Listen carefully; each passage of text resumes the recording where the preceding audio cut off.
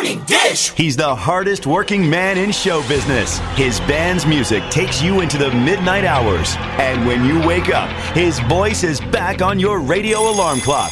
How on earth did this happen? Well, Jeff saw me taking out the trash at the radio station. And he won another award. But this one is better. I'm your boogeyman.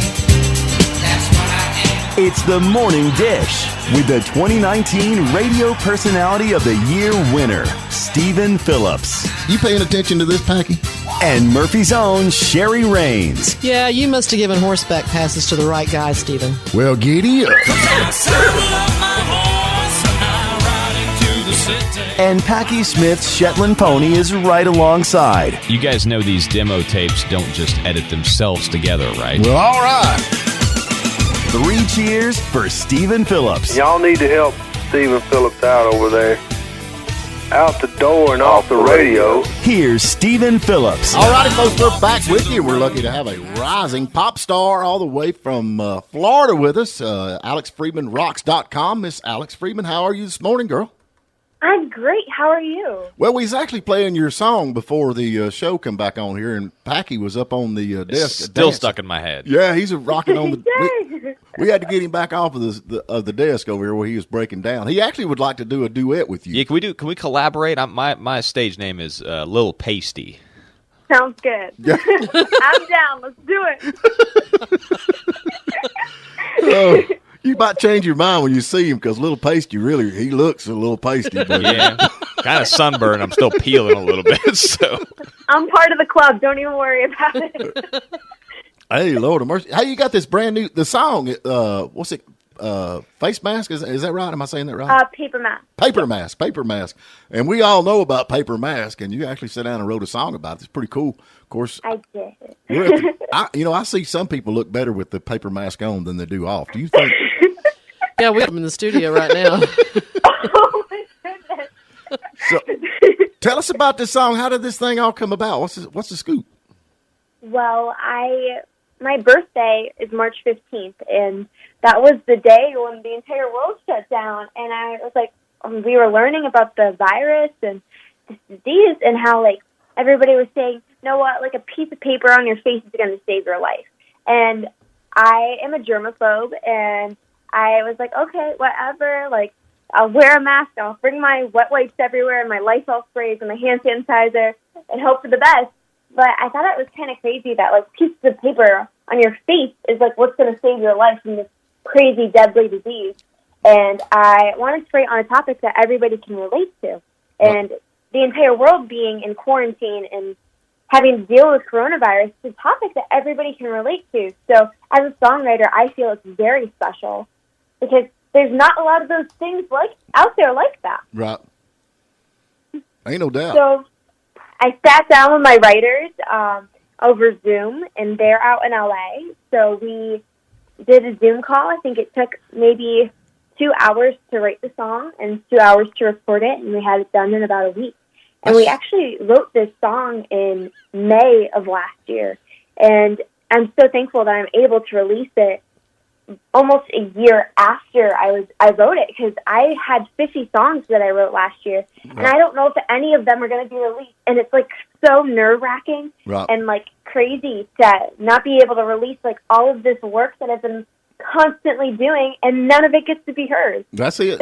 And then you like during COVID, you release it, then you can't chase it, or I say promote it, I guess, out doing live shows and stuff. So that's aggravating. So a lot of folks are at home, and I know a lot of songs have been wrote, but 50, man, you're rocking with 50 songs. Gosh, I'm not. Now, how old are you? I am 14. Really? Oh my goodness! Kidding. Now, how long have you been writing songs? I've been writing since I was 5 years old. That was when I wrote my first song, and I recorded it when I was 7 and co-produced it when I was 7. Really? Stephen, you need to hook up with this girl. She can. I wrote a song when I was you, young like that. Get you moving there on your career. Yeah. Oh, that's amazing, though. I mean, 7 years. What motivated you to, at 5 years old, to start writing songs? I was bullied, and I wanted to do something that I didn't want other people to feel the way that I did. Right. I constantly was dealing with it, and my parents you have a couple of options. You can be the victim and be stuck in that your whole life, and you can be mean back to the bully, but that makes you a bully, or you can do something about it. And my way to do something about it was writing a song, because I felt like that was my way to get what I felt out and for other people to relate to it. And now that's what I do. I am homeschooled now, so my days are spent songwriting. So I think it's really interesting to see like how that evolved over not a super long time, being able to constantly write every day, and that's what I do for schoolwork. Well, that's really cool. So how do you like your teachers? They're interesting. I don't know. It really depends. See, I don't think I could have done homeschool with my dad. He was too demanding. I would be It like, would have go to your room. oh. Go to your room. Yeah. Yeah. I tried virtual school. That wasn't for me. So we ended up doing just overall my own curriculum for homeschool. And I think my parents and / teachers are a little bit, they're great. They definitely are like, okay, you just got to do this today and you're done. But then there's some days that they're like, okay, you got to do this, this, and this. I'm like, oh my God, give me some space. Let me breathe. Okay, I'll do it. Sounds good. Well, you've had some pretty cool, over the past, pretty cool places you've played. I mean, you've been at the Hard Rock, and I've been looking at some of these places that you have been. Radio City Music Hall. Did you play Radio City Music Hall? I did. That was a couple of years ago. I think it was opening for the Rockettes.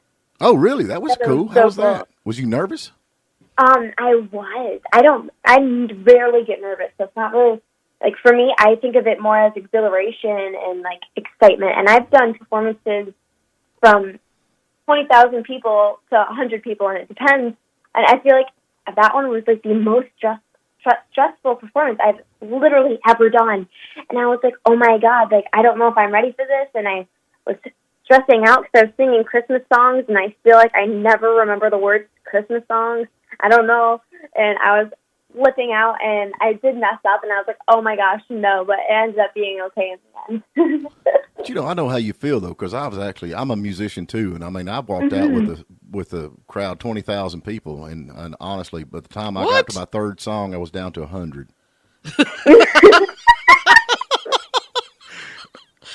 They wanted to leave, but they actually worked for me, so they couldn't. They had to stay. Yeah, they had to stay. They had to stay. Steven's that guy. He invites all his friends. Yeah. He's only got 5, so it's usually a pretty thin audience. Yeah, but that's all right. But that's pretty exciting, being that. Now, how old you? I guess you'd probably be 12 years old, and you're standing in front of 20,000 people. That's pretty cool. Yeah. Actually, I did a performance where I opened for Kids Bop. For who? I think I was about 9 years old, and I was on stage for about 45 minutes by myself with full-on choreography, and did quite a few songs and had full-on speeches, like, ready to, like, just, like, I practiced everything. I had 2 weeks, and I had an entire show put together, and that was about 20,000 people. Wow. And that was opening for who now? For Kids Bop. Really? That's cool. Yeah, that's really cool. No doubt. That was quite a few years ago, but it's interesting to see, like, how, like, the interaction for them is so great. And then, like, the next year they brought me back as the headliner for the same event.